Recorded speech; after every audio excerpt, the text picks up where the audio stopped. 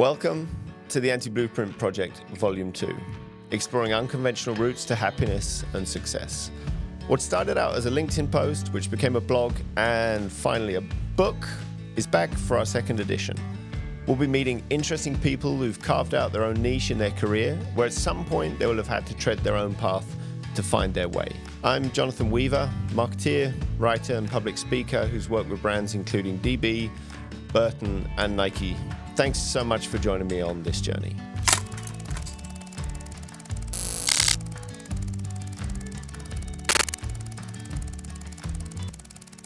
All right, Dale, here we are. I am excited to sit with you. I think since I decided I wanted to do a second book, you were in the top.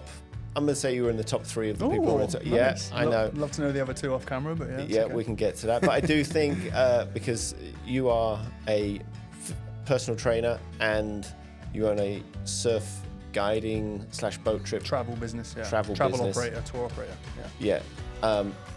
For many people, that's probably one of the most aspirational kind of career paths you can have, I would assume. Maybe, let's start with that. Tell us a bit about what you do on the daily. For sure, yeah. So my main thing is Renegade Surf Travel. Yeah. That is a surf charter operator in the Maldives. Yeah. We are actually expanding. We do a bit in Indonesia and we've got some other trips lined up. Yeah.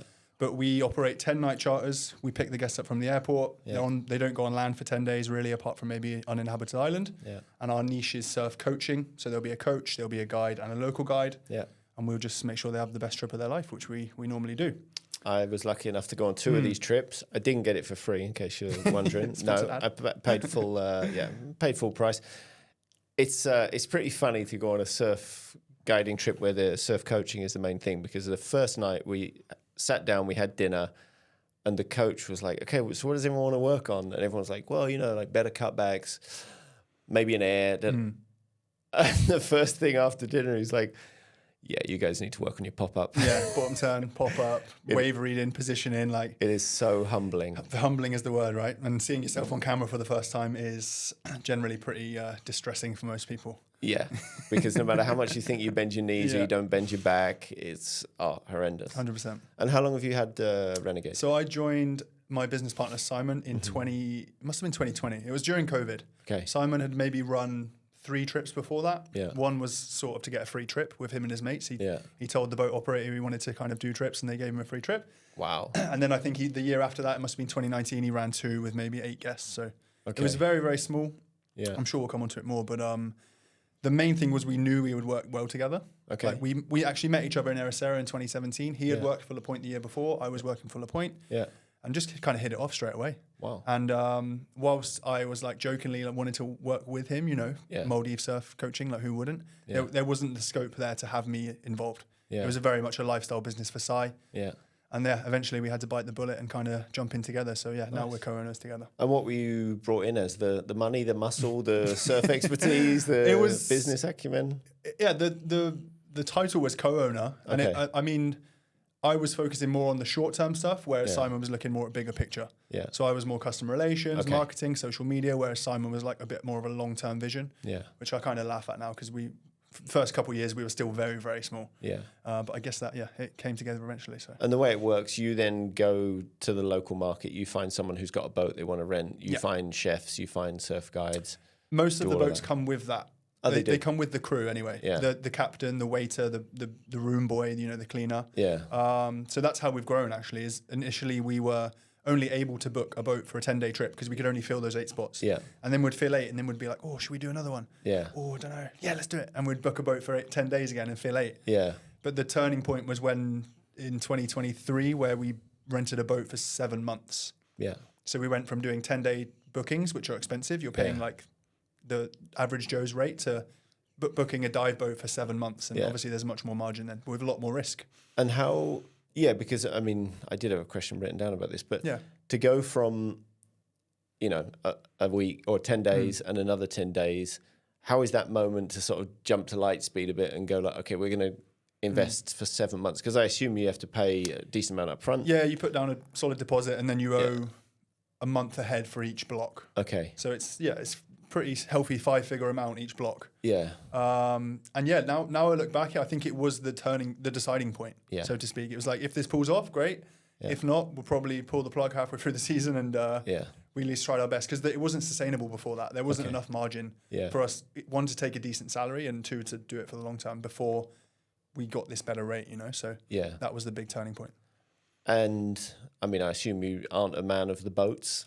No, you're not a man of water. Like, so how does that, was this just a business opportunity that aligned with something that you love to do in surfing? Yeah, I mean, Sai's background as well is kind of hospitality and tourism within the surf industry, of which I did many years. Yeah. Starting in Australia in 2014, a couple of years there, then La Pointe for maybe 2 years. Yeah. One ski season where I was like a chalet manager in charge of, you know, the overall experience of the chalet boy. Chalet boy, that was chalet it, boy, yeah. Okay, chalet manager, yeah. Yeah, of 11 different chalets, like making sure everyone was happy, basically. Yeah. Okay. So that was kind of the build-up that I see now was laying the foundations to it. Yeah. And then with regards to boat specificity, like, no, neither of us have a clue about boats, really. Yeah. We knew that Thea, the boat we got, was a great surf boat for size, premium but not luxurious, to be a ridiculous price point, and a few other things that make it a good surf boat. But yeah, we were kind of making a risk whether it was going to pay off for sure. So you started a business in the middle of COVID. Yeah. Which is a problem. Well, I joined. You joined. And that actually leads on to one of the bits of advice. Yeah. So I was with an ex-partner at the time, and her dad was a businessman, and he was very successful, and he was great. I got on really well with him. And I remember talking to him about it, like, hey, I've got this opportunity to join Simon. Yeah. Really, really good friend. Like, this is the business. What do you think? Because at the time, now I look back, it was probably because I didn't have much else on. Yeah. It was COVID. I was finishing up uni, which we'll talk about. Yeah. I was like, this could be something, right? But I didn't really I couldn't see where it would go from there, you know? Yeah. And he just made the comment about, well, they say don't work with your friends, right? I've heard that many a time, yeah. But he kind of phrased it differently. Like, if you see this being a relationship that you have forever and one that you can make a good working relationship, then you're going to have the best work-life balance in the world, you know? Yeah. And I took that advice on board and kind of went for it. You asking me that question about advice, kind of, for some reason that came up earlier today. I probably haven't thought about it for 4 or 5 years, which is interesting. And I mean, so do you and Simon get to go on trips together? Not really anymore. No, it's more the business side. We did actually a couple last year as like, this might be the last chance. Yeah. He's having a baby soon, and obviously dad life just makes it tricky. But until then, we'd never been in the Maldives together, and we'd run maybe 30 trips. Oh, crazy. But so you came into the business during COVID. So 2020, 2022, there was crazy inflation. Yeah. And then 2020, what are we in? 26 now. There was the Iran war, and all of a sudden oil prices have skyrocketed. Yeah. Like, how is it to, watch the news and see that someone's, bombing Iran and understanding the Strait of Hormuz and oil, and then thinking, shit, I've got 7 months of boats heading down to the Maldives. You feel a little bit helpless for sure. Yeah. It is a volatile business, travel in general, right? Yeah. Particularly in that region with not even owning the boat and, owning the staff and stuff. There's a lot of stuff that's out of our hands, which I would say is the most stressful part of the business. Yeah. Is your baby is, well, the captain of the boat is in charge of what happens on the boat, Like, and obviously we have a say in that, but like, there's a lot with him. And then with regards to, the war and inflation and stuff, it hits our margin for sure, but you kind of have to account for that when you do your pricing a little bit. So yeah. But it's quite a volatile time to do stuff through, but I'm sure that's when you can learn a lot as well. Yeah, 100%. Yeah, we've learned. Amazing. Okay, and then alongside the boat business, you also have a, how do I call this? Personal training? I would call it a coaching business. Coaching. Yeah, I feel PT is like you in the gym with someone shouting at you doing burpees, whereas this is, I hate the word holistic, but it does cover many aspects of people's lives. We're in Ericero. They like that. Yeah, that's good. They like that. No, so it's a coaching business. Okay. It was just general fitness coaching, I would say, and then a couple of years ago, I niched down to surfers, just because most of my guests, most of my clients, I should say, were surfers. Yeah. And there is a good synergy between Renegade and the coaching. Okay. I will reach out to guests 100 days before their trip, say, hey, you're about to be on a boat. Yeah. Probably surfing 4 to 6 hours a day. Yeah. Are you ready for that? Side note, you're not ready. I saw your Victoria David Beckham meme this morning. That was very good. Thanks, man. I made that last night. First meme. Might keep going with memes. It's very good, very shareable. And so that's worked really, really well. So that I did used to do a lot of in-person coaching here in Ericero. It must have been 2021. Yeah. Then one guy came through. He was called Olav. He's from Norway. Yeah. He said, I'm here for a week. I don't want you to smash me and do standard PT. I want you to teach me how to train. He had no idea. Yeah. Like he'd never really been in a gym. Yeah. Like a finance guy, a little bit awkward, a little bit clumsy in the gym. And we just did technique for 3 to 5 hours that week of just breaking down. This is how you do a squat. This is how you do a hinge. Yeah. And then he went back to Norway. And I kind of had the seed planted in my head. I was like, I need to keep this guy on. Like he needs my help. Let's be honest. Like without sounding arrogant, he can't just go to a gym now. Like he needs guidance. Yeah. So when he got back, I was like, hey, it's been great working. Perhaps we would continue working together. And online coaching was coming through a bit then. Yeah. I think if you said online coach to someone 10 years ago, I'd heard someone refer it to saying like, I'm an online plumber. Like people were like, what? But now it's probably oversaturated, to be honest. But I guided him through the process of training with his nutrition, with his habits, with his lifestyle. Yeah. And that was the first one, and kind of made me realize like, wow, this doesn't have a ceiling. Yeah. So to speak. There is a ceiling with how many you can do, but with regards to one-to-one coaching where you have X hours per week, yes, I'm not doing more than X. Like this, you can add more people in, you know. So that's when the business and took off more. How does it work for the person who is being trained, like or getting the coaching? Yeah. So for them, they have to record the workouts. They have to tell you what they've done. It's all So a lot of this is accountability, right? Massively. That's the biggest point of it. It's the same reason I work with a coach. I love working with coaches. My coach works with a coach. Like there's no head coach at the top. It's like a web of people. What do you work with a coach for? Again, just keeping me on the straight through this busy new board period. Because not for fitness or something. Yeah, for training. Yeah, okay. He does all my programming. He does all my he gives me nutrition targets, which are pretty simple. But yeah, it just makes me do it. It means on a Sunday evening, when I've only hit 2 sessions that week, I'm going to go in the garage in my home gym and get a third done. Yeah. Whereas if I wasn't invested financially and emotionally to that guy, probably let it slide. And it's not for motivation. It's, it's just a busy time of life. And if I'm invested like that, I'll get it done. Yeah. So I see the value for sure. And it's funny that the world now requires someone to tell you to do something. What is it that most people don't have? Is it sort of determination? Is it a obsession with trying to get better? Like, what is it that most people are lacking? Like, I guess deep down, it comes down to what their why is and why are they training? Okay. Yeah. If someone's morbidly obese, they've probably got a better chance of dropping that weight to begin with because their life is horrendous because of their condition. Yeah. If someone's in pretty good shape, they eat reasonably well. Like, there's less of a percentage to gain. Yeah. So having that someone to keep them accountable means they can gain that percentage when it's not perhaps that important to them, you know? Yeah. I also think people just like being rewarded and complimented. True. Like, it sounds such a kind of jovial thing to say, but if I have a great week of training and smash some PBs, then my coach says, wow, you absolutely nailed last week. Like, that feels good. Yeah. And it feels good for me to say that to clients as well. Like, hey, you've had an amazing week. You should really be proud of yourself, you know? I think as adults, we don't get that. I've realized this recently. In fact, if you work for yourself or a small team, like, well, you've got quite a big team, but yeah, I work with Simon on Renegade and alone otherwise. No one ever tells me good job. No, true. That's a very and good that sounds really childish, but like never. Like maybe Simon might say, hey man, you nailed that whatever marketing campaign. But like so when I'm telling people, I can see it really, really brings a lot of meaning, you know? And yeah, that's, I guess, one of the non-measurable metrics that having a coach has. Yeah. Like there's so many ways we go, this coach helped me did this and that, but just having someone in your corner is refreshing because you don't really get that.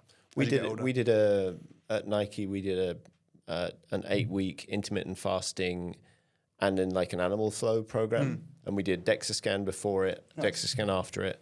And it was interesting having someone like that because, to your point, if you just have someone who's generally good looking, younger than you, who you're kind of like, this is who I'm modeling myself on, it is very nice to get a bit of like good feedback at the end of it. Yeah. I think the phrase that I sometimes use is people know what they should be doing. They just need someone to tell them to do it. Yeah. Like people talk about nutrition coaching like it's something really, really complicated. In my view, you know what's good and what's bad. Maybe like you can go and get targets online. Yeah.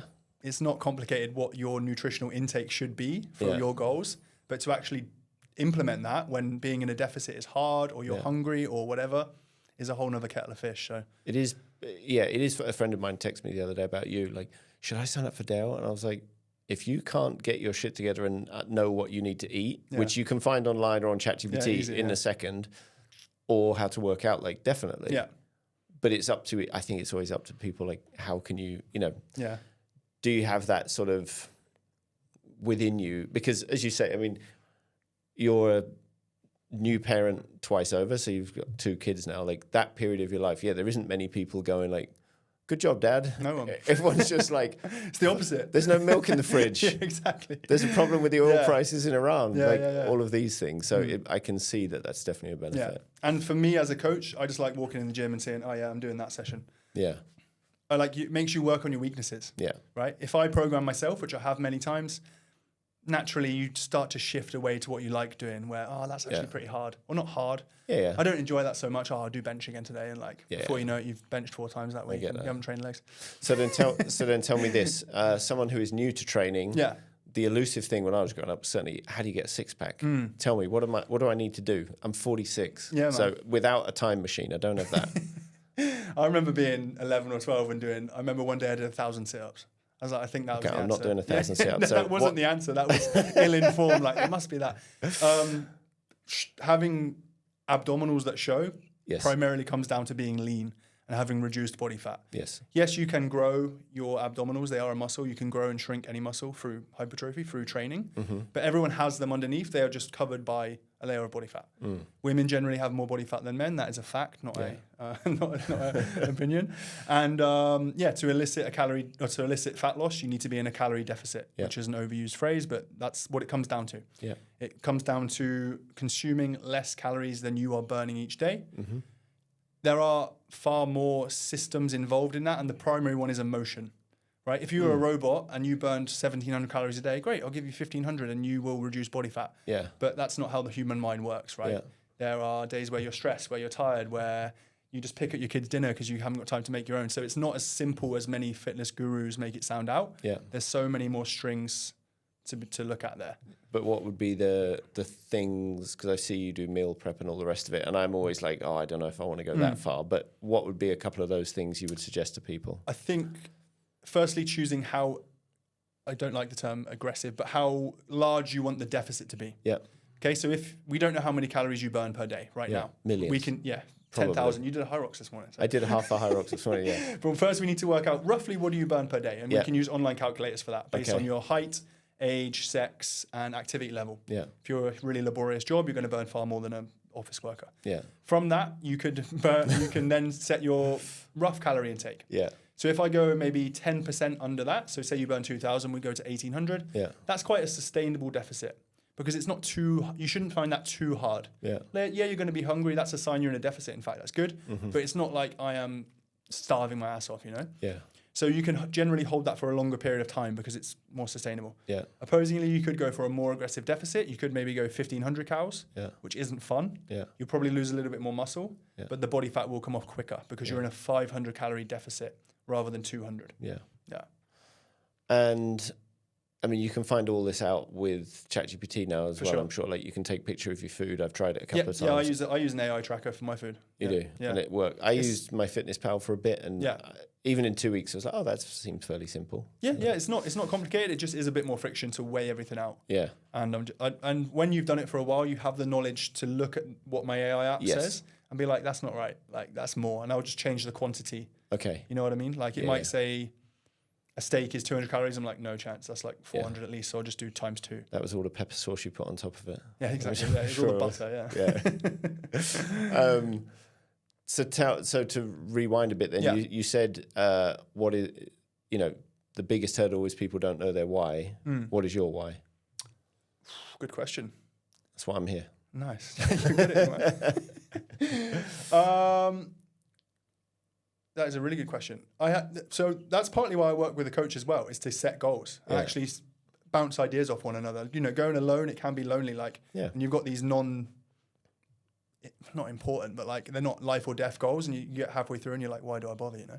But why? I generally for longevity, and as you get older, like that becomes more important. If I said that to my 21-year-old self, I would have laughed. It was just to get fucking ripped. Get girls, to be honest, let's be real. And now it's purely like, okay, I'm getting older. Let's make sure my back doesn't go out every year and I feel healthy and fit when I'm playing with my kids. In fact, oftentimes on the beach, I'll be chasing after Lou and I'm like pretty knackered. I'm like, if I wasn't in shape or maybe 5 years older, like how do people do this? And in fact, I saw a dad do that the other day at the play centre in England. His daughter was running around. I was chasing Lou like a madman. He was like, Dad, I can't keep up. I was like, I'm never going to be that guy ever. So yeah, I think having kids changes that. Yeah, I agree. And then, yeah, just in the industry I'm in, being a coach, like I understand that I need to set a precedent. Yeah. I need to be strong, need to be mobile, need to be doing all the things I'm telling other people to do. So that's quite motivating for me. Don't worry, we see the pictures when you've done a cut. Don't worry, we see it. It's all right. Us men have a little bit of angst in those moments, but congratulations for you. Thank you. The light was good. There was good lighting, yeah. But I think to that point, it's interesting. So you've got a newborn and a 2-year-old? Yeah, 7-week-old and a 3-year-old.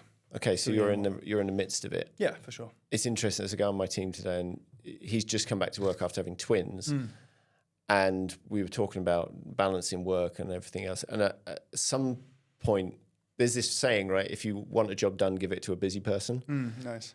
And I always think that about being a parent, because before you had kids, it was like, oh, you just have so much time to do whatever you want. You can. What was I doing? Exactly. And then you have kids, and your day becomes like, all right, this is the plan. Yeah. This is my time slot. Because so your partner's going to be away now for the coming, like, how long is she going to Norway for? She's going away for a week. A week. Yeah. So you've got a 2-year-old on your own. 3-year-old, sorry. Yeah. On your own. Yeah. So then I'm sure when he's at daycare, your days are like, right. Yeah. This things has to be done. When we spoke before, we were asking about the turning points, right? Yeah. Genuinely, the turning point for me was having a kid. Yeah. That's when I was doing all right before, don't get me wrong. Like I worked hard. I've always had a good work ethic. But to your point, what you just said, for me, working hard was actually spending time on the computer. That was working hard. Yeah. So I might have been on the computer from 9 till 3, but I would be doing I'd be procrastinating. Yeah. Whereas now I look at the day, okay, right, I'm picking up Lou there. I want to train there. Yeah. Great. My work window is 9 to 11:30. Yeah. That's my tasks. Yeah. Phone on flight mode or whatever, and I just have to get it done. Yeah. And in addition to that, I find that having a kid just means you're able to turn down more stuff.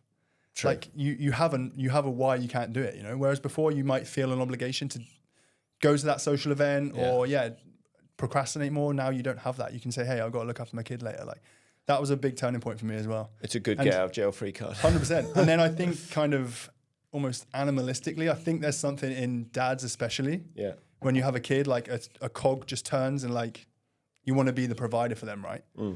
Well, like I say, I had some of that before, but it definitely goes to another level when you see your offspring there. Yeah, I mean, it's interesting, like, with regards to like football players in general, especially under Alex Ferguson at Manchester United, the whole team, they generally all had kids very young. Right. And it was like, I mean, Wayne Rooney, I don't know, I think he had kids when they were 20 or something, which seems crazy. Really but they have financial ability to do that. But then I suppose it probably means that you're like, right, or David Beckham, I mean, you know, then you just buckle down and you just get on with your game instead of, I don't know. Yeah, partying and stuff, falling off the wagon, as it were. That's a good point, yeah. What role does alcohol play in your life? Right now? Right now, you can also tell me how it was between probably the ages of 18 to 30. That's a great question. I don't really, I'm not against drinking at all. Yeah. There's a time and a place, like if I'm, you know, with friends and it's a nice sunny Saturday afternoon, I love a few beers for sure. Yeah. I don't drink like with dinner or anything like that casually. I just don't really see the need for it.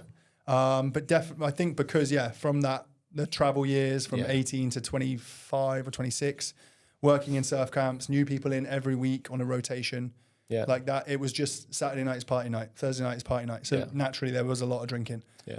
But I assume that was also probably a very good way to meet lifelong friends. 100%, right? yeah. Like that built a massive network all over the world.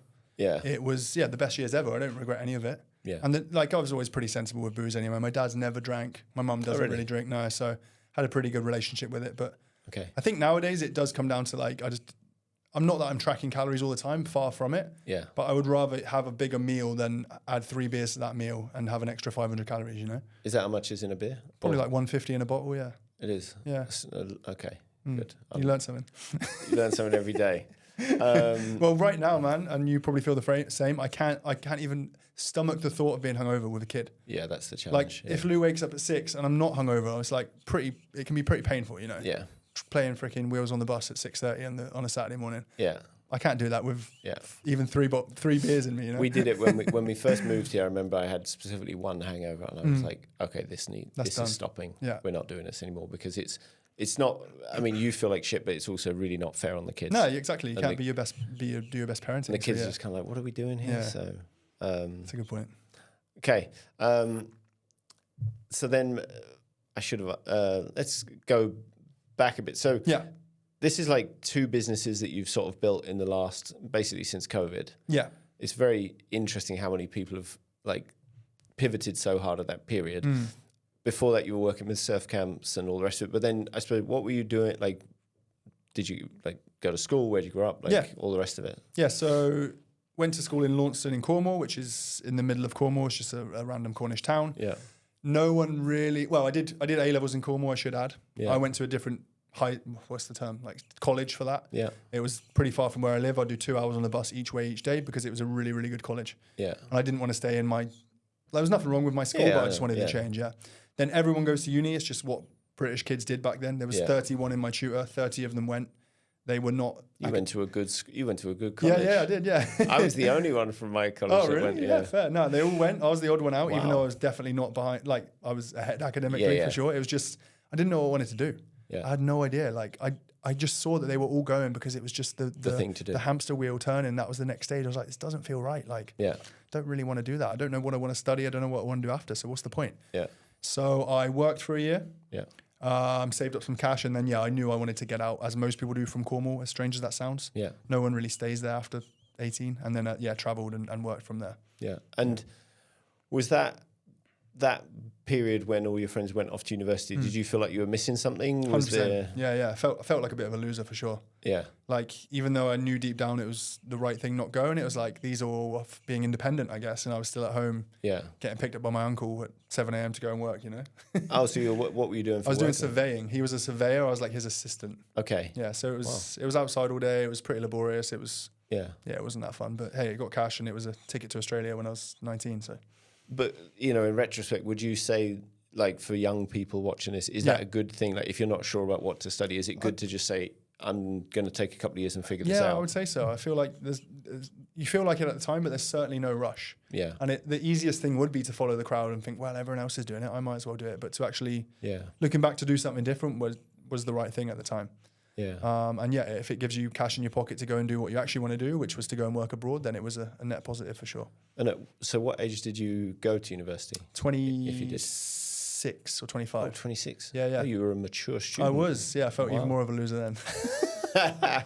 No, so that was, did X amount of years abroad, seasonal work, managing camps, as we discussed. And then there was just this nagging voice in the back of my head, like, Darryl, you got to go get your degree, mate. I was like, do I really? But I just knew that I kind of had to, Even though, again, I wasn't sure what I wanted to do. I knew I wanted to work for myself. I enjoyed that independence and that entrepreneurialness of it. Yeah. But the kind of turning point was there was a 2-year degree available. Oh, wow. Yeah. So it's getting more common in the UK, actually. The first year of uni in the UK, might be the same overseas, is a freaking waste of time. It is you getting used to make beans on toast without burning the house down and living with people. Yeah.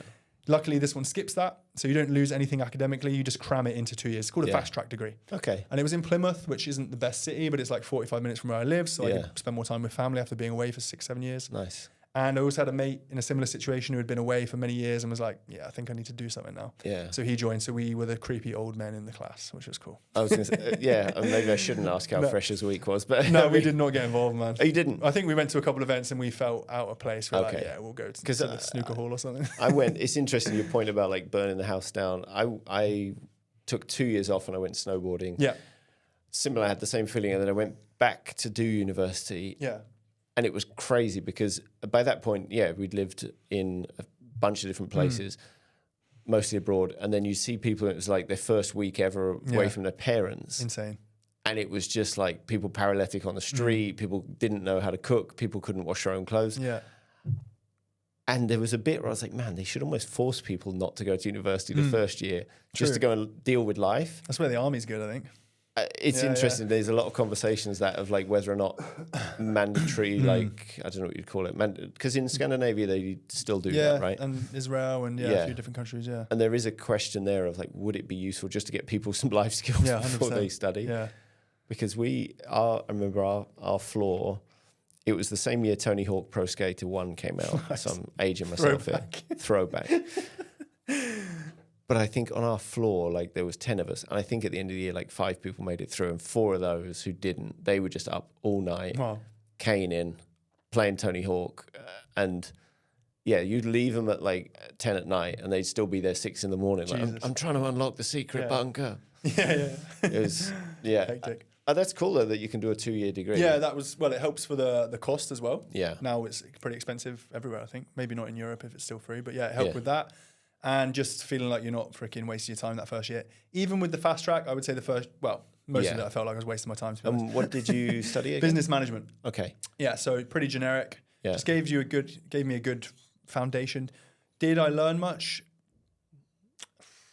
Yeah. Yeah, it's one of those. Like we said before, it's not like dentistry where you say, I have learned to do a crown today and I've learned these specific tasks. It more changes the way you think, I believe. Yeah. So there's definitely modules there where I was like, oh yeah, I've never thought of it like that. And whilst I couldn't say I have learned this on the book, it does encourage you to think more entrepreneurially. And it also encourages you to actually finish stuff. Yeah, true. It gives you that sense of accomplishment as well, yeah. I think that's one of the big... We did international business and very similar. It was... You just like, okay, well, I have a start and I have a finish and I have some research and I have some writing to do. So we shall get there. Yeah. Yeah, I certainly don't regret it. Nice.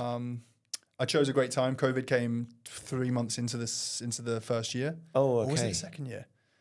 Might have been the second year, but anyway, we ended up being able to travel. Like, me and my Tom, my friend who was the same age, we managed to get out and we did it remotely. Oh, you did? Wow. Yeah. So that was when study went online, right? Yeah, so it was super blotchy to begin because these they didn't older teachers didn't know what the hell they were doing. It was pretty bad, but it meant we were in the Canary Islands and having a good time. Oh, so. Crazy. Were you working there or you just moved there to study? I had furlough pay, right? I had a job at uni, like I was in a bar and I had another thing, so I was getting paid furlough. Oh my God. I think that's something we're going to look back on in 10, 15 years ago. Do you remember they even did that? Yeah, that's crazy. It was jammy for sure. Crazy. Okay. I had a student loan as well. That was the main thing. Yeah. Okay. So you were living on that. Yeah. Did you have a lot of debt, if you don't mind me asking? Now? From when you left? I think it's 50 odd grand.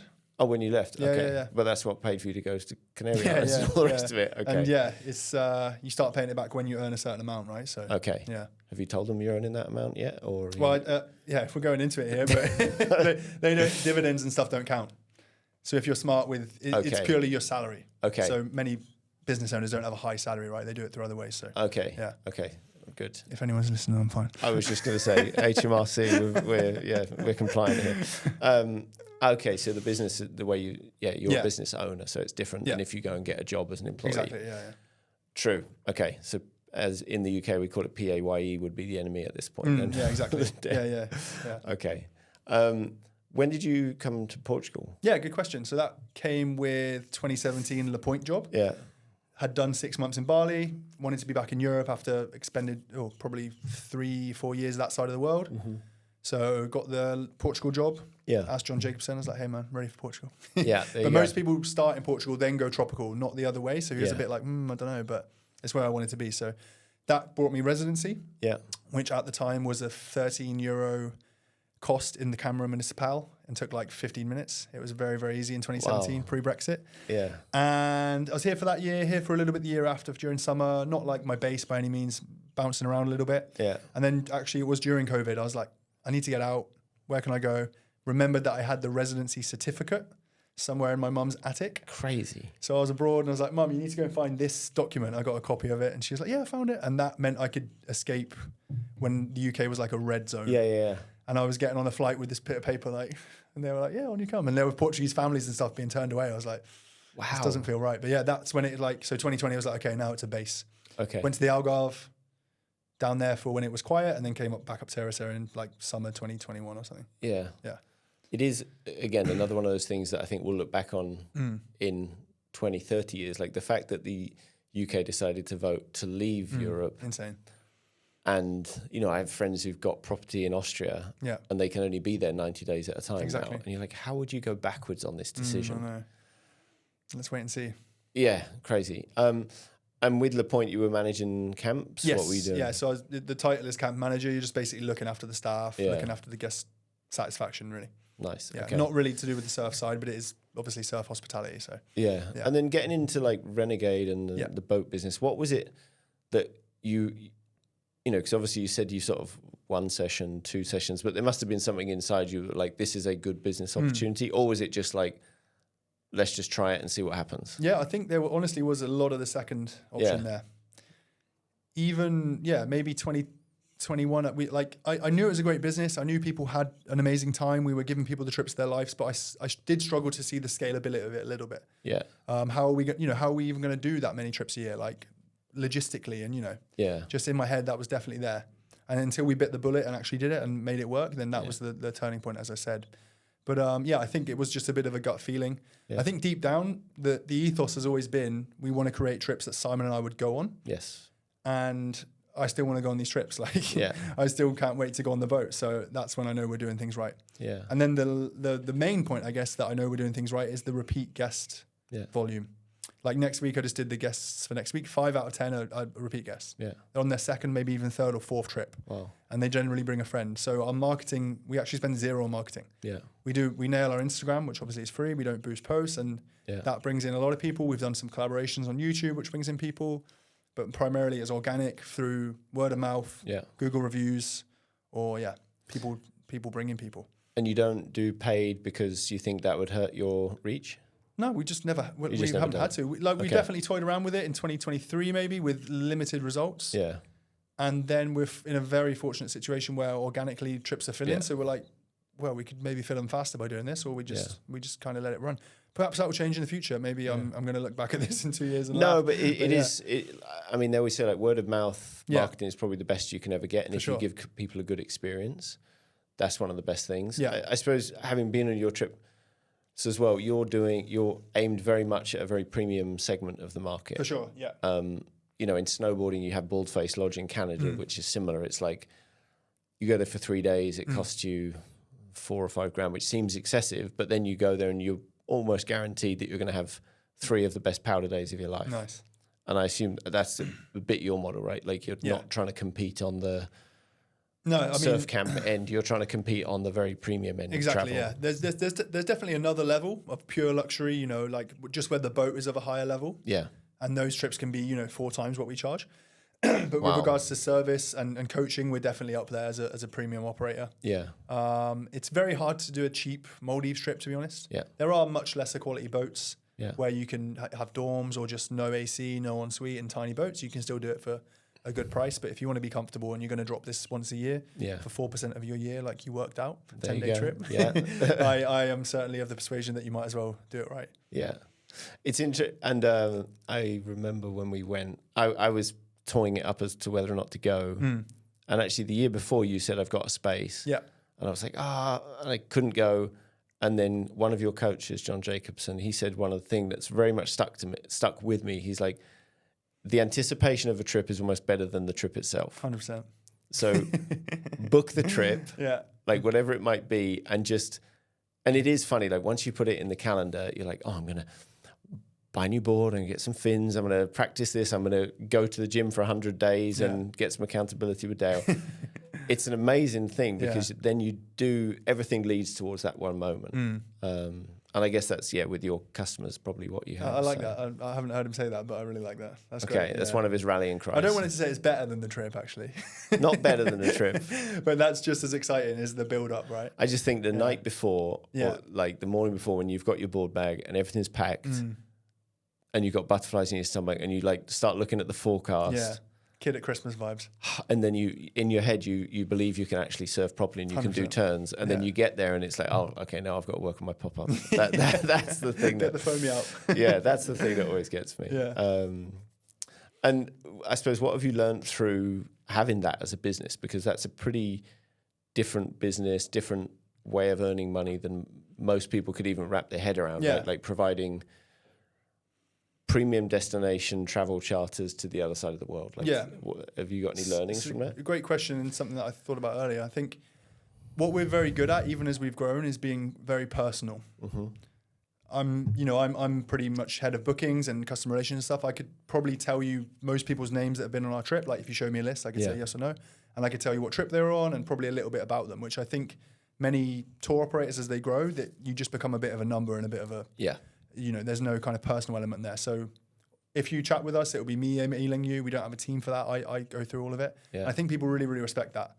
even to like checking in on the trip, I might just choose 3 people from the WhatsApp group and say, hey, is everything up to your satisfaction? Can I do anything? Yeah. And I don't believe that's happening with even operators the same size. Okay. So making people feel seen and heard and knowing that they're there for you is valuable. Nice. And also making them feel like they're a bit of a part of a club. Yeah. That's really important for our retention, I think. You know, people will often inquire and they want the same coach because they know they get on with that coach, and they want to be with the same group. Yeah. And that is valuable, especially as you get older. You're not in a club like that for many things, you know. So to make them feel like they're part of something is crucial, and harder to come by as you grow, but something we're really kind of making sure we keep doing. Yeah. And it's amazing as well because, again, we all have work, families, things like this. The ability to go and spend really good time doing something you love with good friends is such a magical thing, and it's easy to always put it off. For sure. I know when I did it, I was like, well, I'm not going to be this age again. No. Chances are I'm going to be in worse shape next year. So at a certain point in your life, you have to start saying like, okay, now I have to focus on me a bit. That's it. Yeah. Okay, so I asked you earlier how to get a 6-pack. The other thing, which has been on my damn goals list, probably 15 years, is to get a barrel. Yeah. I have still not got a barrel. Okay. Right. What are the things I need to learn? What do I need to know? Well, there's a couple aspects there, right? There's technique. Yeah. But I think the prime... Shocking. Yeah. That goes without saying. I think the prime one is environment, is actually getting yourself at a wave that is conducive to pulling in without being scared. Yes.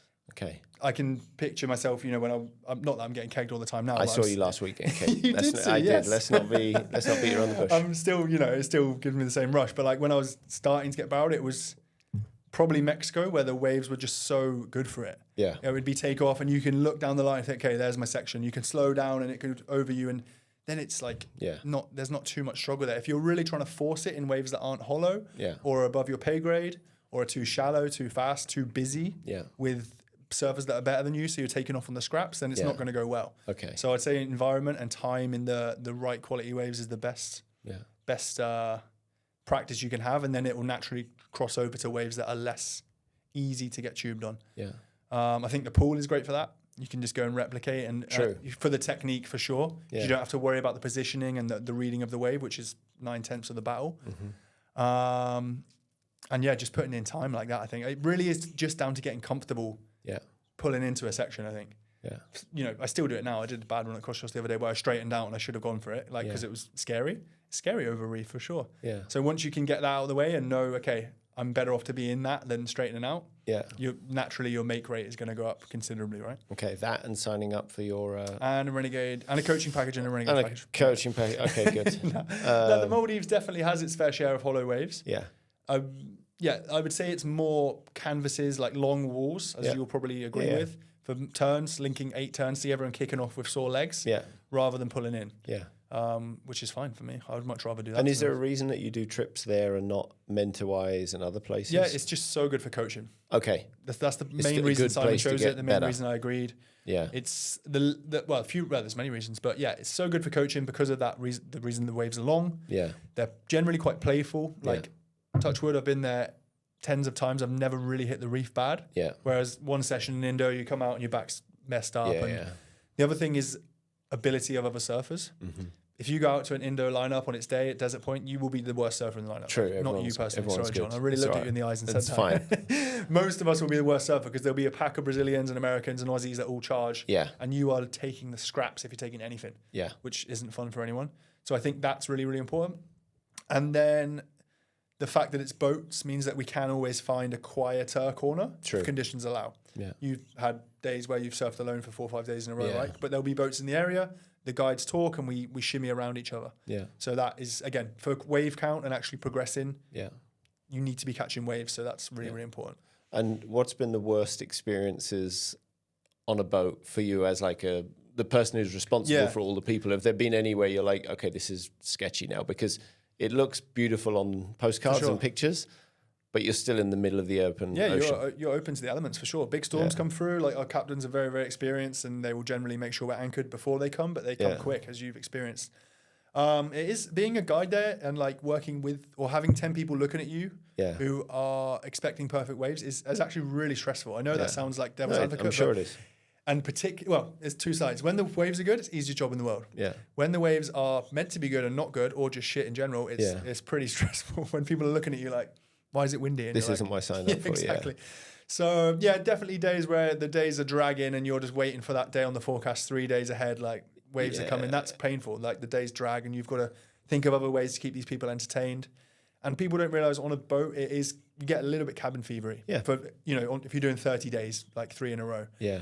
There's no nip into the shop and getting a coffee. There's like, you are in this environment. So when you're in charge, as you alluded to, there's a lot of pressure. Yeah. It's not a yoga retreat in a retreat up the hill where yoga is at 10, lunch is at 11, then we'll do meditation at 3. Like, oh, the wind's gone offshore. We need to go right now. Let's go. Like, get you board. It's much less schedulable than any other sort of retreat. It's interesting that in general, like with wave pools and stuff, because the nice thing about wave pool is you can say to your friends, like, hey, we're all going to surf 2 weeks on Thursday at 8 p.m. Imagine, And you can tell your partner and you can make sure someone's got the kids. Whereas surfing is one of those things where it's like, man, it might be good tomorrow, it might be terrible. Yeah. So it's quite hard to actually 100%. That's why when it comes together, it's the best feeling, right? Like those days the other week. But there's plenty more. Even we're blessed to be by the ocean. Yeah. There are many more sessions where I'm like, probably should have worked then. Which is such a stupid thing to say, but like when your time is so limited and you can choose between surf, work, or train before you got to pick up your kid, like you're pushed to make a decision. Have you ever had challenges with that where you've gone too much into training because you? Yeah, good question. No, I'm pretty good at it now, but I've probably gone too much into work. Whereas we spoke about that procrastination, right? I'll be like, no, I need to go to the laptop and be there for those 3 hours, when in reality I could probably do it in the evening. Yeah. And I should have surfed and feel better after. Yeah. That's something I'm really working on right now, is actually trying to, I guess it's being more time efficient, but it's like not stress about the amount of hours you've done. It's a set list of tasks I need to do each week. Yeah. That's far more important than just sat in my chair at home, True. And do you use tools for organization or things to block? Like I use Opal to cancel out Instagram during the day. Yeah, for organization, Simon and I just have a Todoist, which is just a very simple to-do list app where you have different sections.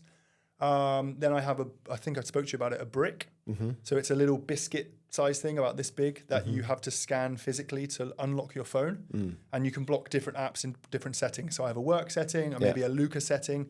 When I'm with Luca, I don't need to be scrolling Instagram, but inevitably it happens. Yeah. So if I just scan, I can actually lock it without scanning. I lock the phone. I cannot go on Instagram until I go to my bedroom like a loser, get the brick out of the bedroom thing and start scrolling. I'm not going to do that. Yeah. Right. It breaks the loop. Yeah. Right. So that's been really effective. Have you reduced your screen time and stuff? It's still pretty shocking, but I guess as many business owners do, I'm like, it's because of work, and I am on WhatsApp a lot. Yeah. So most of it is that, but it's certainly something that I've wanted to bring down for freaking 5 years or something. I was listening to something last night, and they were saying the average person at the moment, and maybe I'm not sure if this was more younger people, but the average is like 6 hours a day. I'm doing right then, four-ish. Yeah. I think you're doing right. They're like, so 6 hours, and you're supposed to sleep for 8. Okay, now we're at 14, so that gives you 10. How are you going to spend? You've got to work in that, earn some money. You got to look after your body. You got to eat. You got to be a parent. Yeah. Yeah, I'm still pretty bad on the phone around the kids, to be honest. That needs to change. Yeah, I think we all do. Yeah, definitely, yeah. We're trying, though. Yeah, we're trying our best. That's all you can do, mate. And I suppose with parenting, has there been like any, I suppose a relationship goes into a different direction once you have kids as well. Like, have there been any major sort of eye-openers or takeaways for you about like the best ways to work together as a parenting? Yeah, I mean, I'm thinking back to when we had Luca. Like, I think the reason I was so scared before, I think everyone was scared before their first kid, but the reason I was stressed was because I knew that mine and Susie's relationship would change. Yeah. Like you lose yourself a little bit, but also your partner becomes a different role. Yeah. And that's what I remember messaging a friend, like, how did you and your partner navigate that? And he's like, it's a massive change. Yeah. You do become flatmates for a bit, to be honest, where you have your tasks and you are with the baby from this time. That's how we did it, to be honest. Of course, the woman is with the baby more to begin. Yeah. But as Luca got older, we will make it in our calendar when we had one. Yeah. It would be you're picking up Luca, you're with him till 6-ish. Yeah. I'll take over 6, so you know when you can plan your work as well. Yeah. So that worked really well as actual time blocking for the kid. Yeah. Not that we want to be regimented like that. Obviously, it crosses over and you do stuff together, but at least knowing who's on, I think, is important. Else, I do find the woman naturally is more on. Yeah. Because he probably wants mum a bit more. It's actually, it sounds like a little bit boring but it's also probably very freeing, because one challenge like we've certainly had is you end up, you want to just help, but then you're kind of both trying to help the same time all the time, and then the other person feels weird if they step away. So it's much easier if you just say, right, okay, Saturday I'm not going to be here. Yeah, exactly. Yeah. And then Sunday I'll do what's ever needed. That makes it so much less stressful, yeah. Yeah, and communicating about it in advance. Like I think for me that was one of the things I learned of like, if there is good surf, and it's easier now. Yeah. But even now, like I'll try and be like, I think there's going to be some, there's waves, Henry, we need, maybe Saturday. And so I just say it around the house enough. And then I'm like, okay, good. So when like, Dad, I'm trying to sleep. So then when I make the request, I'm like, okay, they're ready. Nice. But it like that good communication between couples. For sure. Is probably so overlooked. Yeah, I agree. And I think at the start is your role as a man is to look after the woman more. Yeah. Like I remember I still do a lot of it, but I was just making sure she was happy. Yeah. Like she had everything she needed, and then I would cover for her as she rests. Yeah. That's your role for the first 9 months or something, when the mother needs, or the kid needs the mother more, I'd say. Yeah. Yeah. It does get easier. Yeah, for sure. Yeah. Like ours are 10 and 8, and they can hang out on their own. Well, they can play together. That perfectly brings me on to one of my favourite quotes, John. Yeah, please tell me. It's from a wise dad of 2 from the Erisera region. And I will paraphrase, but it was, have 2 kids because you don't want a weird only kid. And they end up playing together when they're older. Yeah. And I'd never thought of it before you told me that. I was probably a couple of years ago. I'd never really considered it. Never considered it. I had my kid, Luca, who was a cute 1-year-old at the time. I was like, yeah, he's going to get older and he is going to need a playmate. And that, honestly, that flicked the switch a little bit, Wow. I would have found it anyway, naturally. But that was a pivotal moment. Okay, so Sol's middle name is Johnny. Johnny Weaver, Yeah, I thought so. Good. It's, it is funny because, again, at that age, like when you've got a 1.5-year-old and then either of the parents is like, hey, we should have another kid. You're like, oh God, no. I can only just about breathe. Yeah, exactly. Now is not the time for this. 100%. I initially thought we left it a bit too long with Luca and Sol, 3 years. Yeah. Now I see the benefits to both sides, but I see the benefit to having a 3-year-old. Yeah. He can be upstairs playing with on something while I'm with Sol, and I'm not worried about what he's doing. He's not going to probably not going to fall down the stairs or draw on the walls, or he's going to do all of these things now, isn't he? Yeah, you'll get him. He's at home falling down the stairs with a pen. He can be left alone for 3 minutes, and I know he's sweet. Yeah. He started doing tasks. Yeah. I'll get some at my home. I'll be like, Luca, go and do the gate. Little things like that, which is super handy, and you haven't got 2 under 2 or whatever. Yeah. So I think there's pros and cons to both. Maybe they won't be quite as close as they would if they were 1.5 years apart, but now I'm actually pretty stoked that there's the 3-year thing. That's good. Yeah. That's really good. So you spoke about, I think, was it you said your dad had the advice earlier, maybe? I forget. Advice?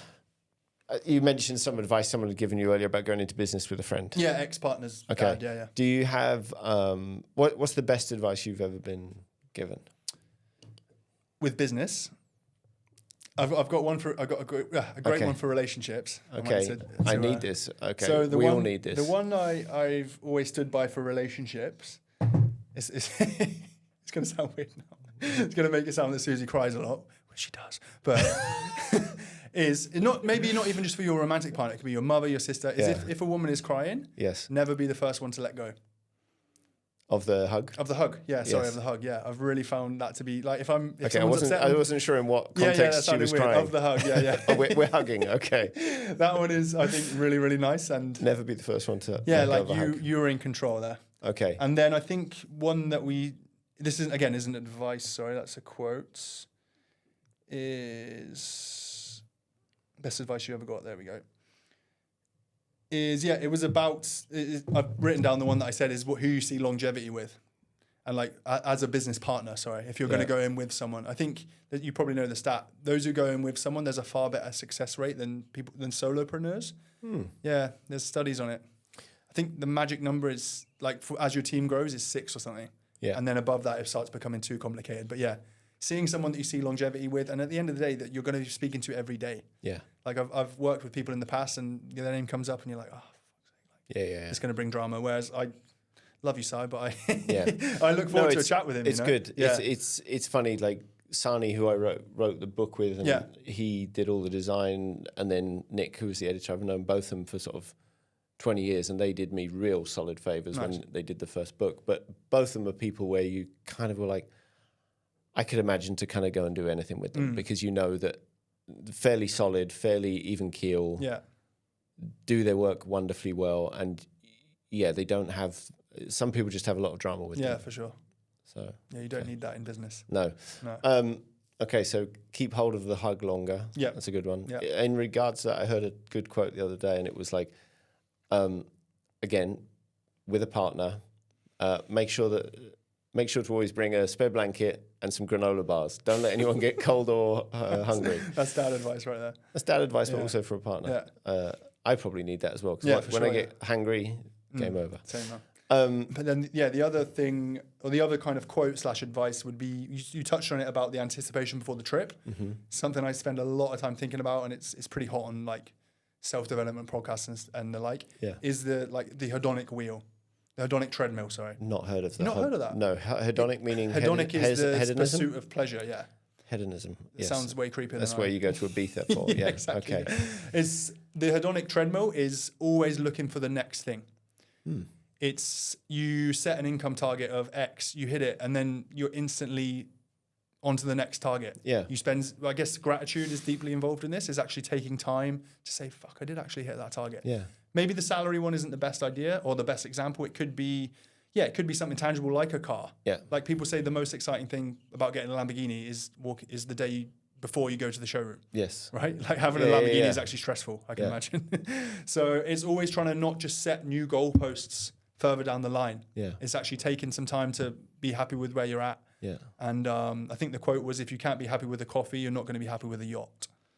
So it's not, it's just not chasing the next thing, which we're all guilty of, particularly nowadays, right? Especially as I know that you have a new car. It's a Lamborghini. No, but it's a great one, and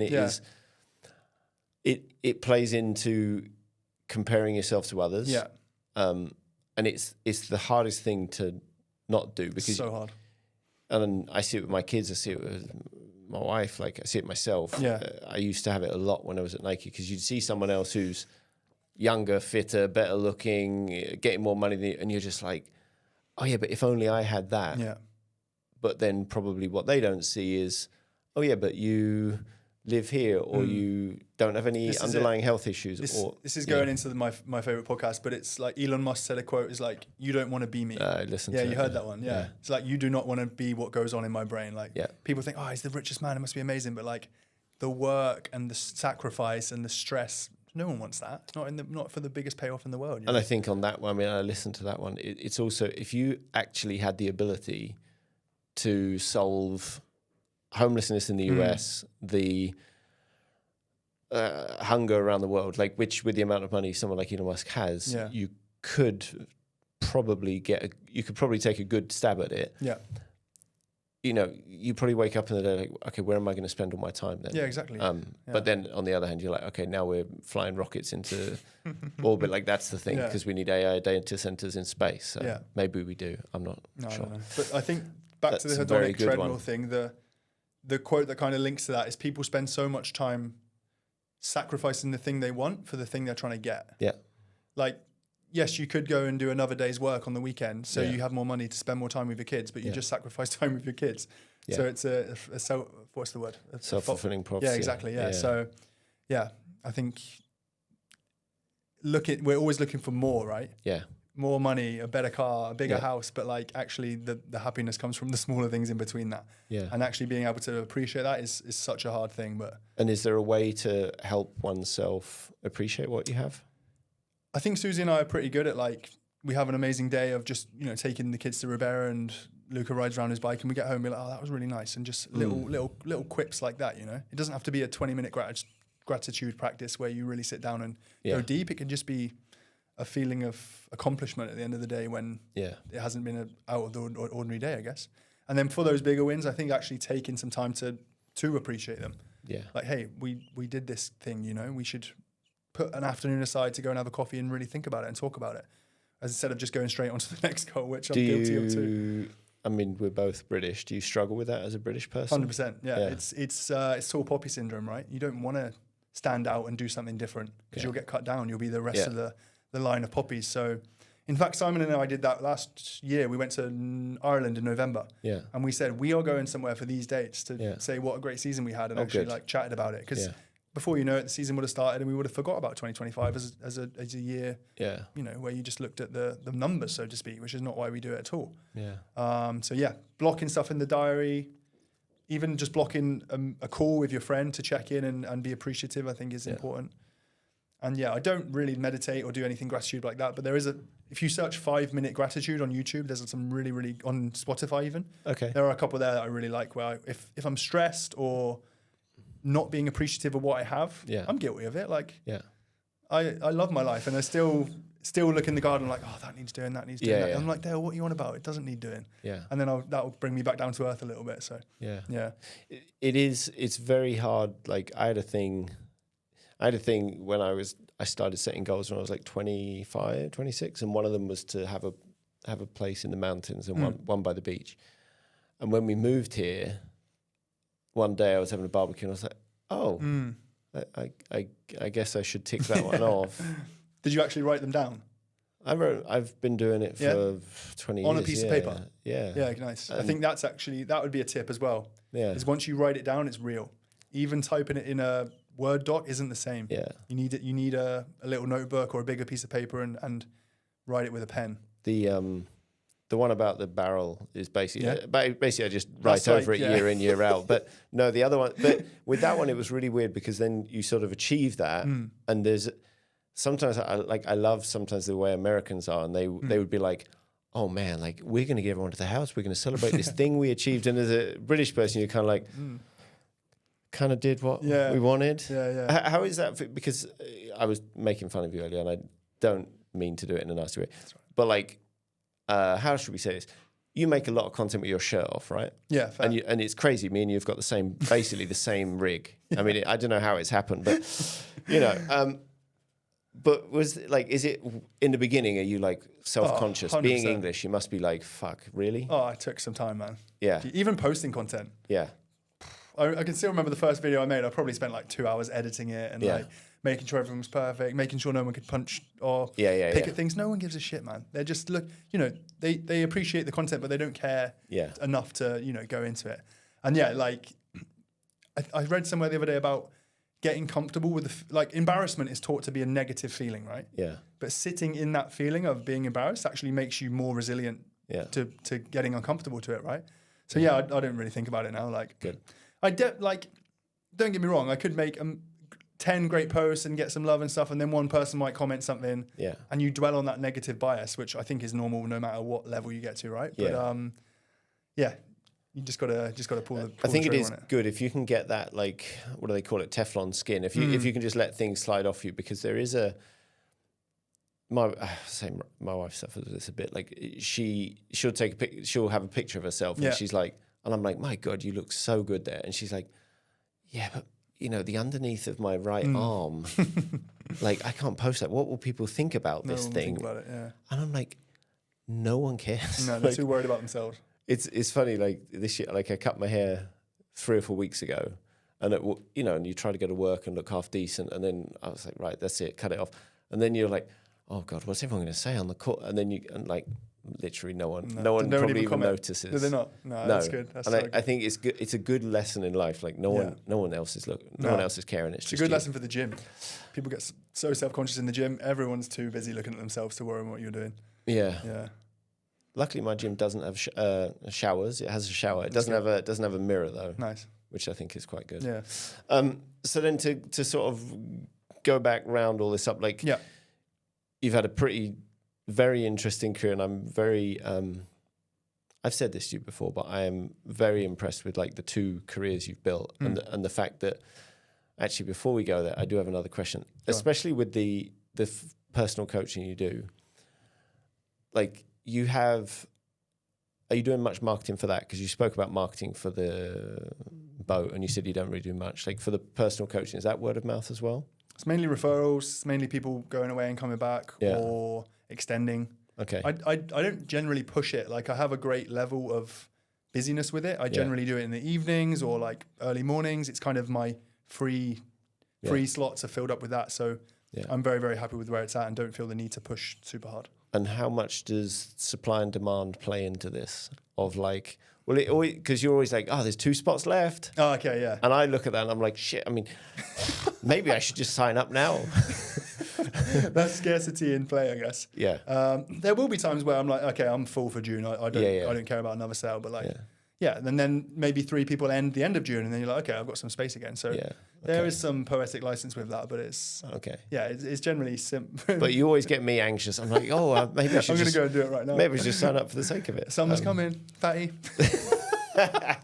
No, but seriously, I'm very I've got a lot of admiration for the way you've built these 2 businesses because they're businesses where you don't need to be sat at a desk. You don't need to have a boss. You've kind of got your own. So no, freedom's always been the biggest value. Yeah, like I would take that any day over. Over anything. It's the most important thing for me. And would you have advice for people who are looking at trying to start a business themselves? I think you need to back yourself a little bit. I know that's so easy to say when things are going well right now, but like just trust the process a little bit. I think if you've never let yourself down heavily in the past, never been in massive debt, never made stupid business decisions, then you're probably going to do all right. Yeah. If you truly are aligned and believe with what you're trying to sell or trying to market, I should say. Yeah. If you are a very caring and empathetic person, you're trying to sell weight loss pills that don't work. Yeah. It's not going to work. There's no alignment there, right? But if you are focusing on something that you truly believe in, then I think you need to take the plunge eventually. Yeah. I would much rather take the plunge and find out the result, even if that's negative, than be 60 and thinking, fuck, I should have done that when I was 30 and pulled the trigger and, never found out. Yeah. I think any person in their later age would say the same. So true. That's a really hard thing to get into your mind at this age, but you need to go for it. So if that was advice for other people, what advice would you give to your teenage self? It'd be a similar thing, man. I guess kind of trust the process a bit more. I spent so many years in these amazing places, working these seasonal jobs, having an amazing time, but there was always this thing in the back of my mind, matey from school has got this job on this car and he's on this career path, he's doing so well. Or a prime example, I would meet people that at these camps, they're there for a week, right? They are looking at me like this guy's living the fucking dream. I'm looking at this German marketing marketing professional wow, they've got it all together. They're doing so well. They don't have a fucking clue what they're doing. They've just done the rat race the other way and they've got a job they thought they should get. Maybe they love marketing, that's great, but someone on a podcast the other day just said it sounds really stupid, but it's just idiots to the top. Yeah. Right? If you get to the top end of an amazing business, we imagine these people have worked so hard and followed this exact path to get there, but they've had these lucky breaks and they've had these realizations along the way, and their paths have done this as well. So, I think I would teach myself that, to relax. It's going to work out, and kind of trust the process and the path you're on at the time, I think. It is very interesting because I think the longer I spend in business work, you do see, yes, you can study, yes, you can do this, but if you can put yourself in the right place at the right time, have a halfway decent head on your shoulders and be ready to take those opportunities. But idiots at the top, I mean, that also speaks a bit to the world and politics and all the rest of it now. So, but that's amazing. Dale, thank you very, very much. That was super fun. Pleasure, Johnny. Thanks for having me. We covered surfing, six packs, how to be a good parent, getting barreled, starting businesses. It'd be like the perfect weekend if you just brought it all together. I tell you, this could be us. So I really appreciate it. Thank you, Dale. You. Thanks so much for listening to the Anti-Blueprint Project. It wouldn't be possible without people like you listening, reading, and supporting. I haven't actually figured out where this whole thing is going to live yet. The one thing I do know is I have an Instagram channel for it, so it's very simple. Instagram at the Anti-Blueprint Project. I'll be updating everything there in terms of where you can watch episodes, where you can download podcasts, and eventually, when I get around to it, which I hope is going to be in the next year or two, where you can buy the book. So the Anti-Blueprint Project on Instagram is where we're headed. Thanks so much.